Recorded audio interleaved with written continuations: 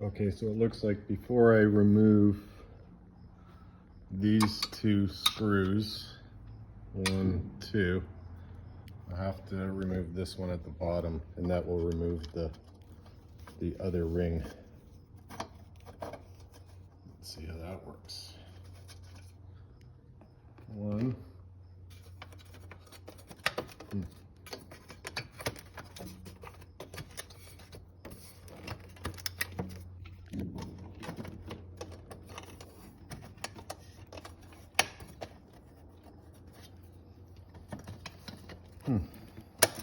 Maybe I gotta unscrew the